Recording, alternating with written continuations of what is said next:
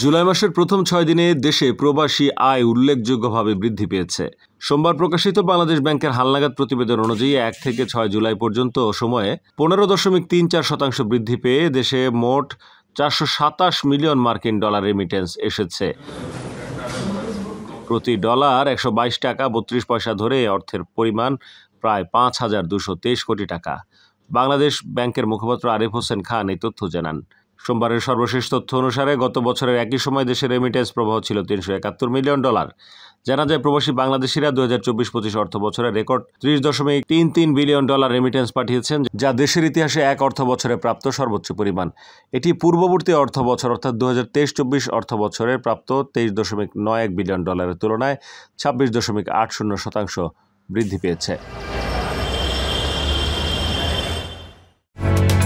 ওমানের সেরা রেট দিচ্ছে বাংলাদেশি প্রতিষ্ঠান গালফ এক্সচেঞ্জ।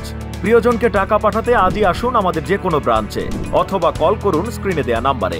গালফ এক্সচেঞ্জ, বাংলাদেশিদের প্রিয় এক্সচেঞ্জ।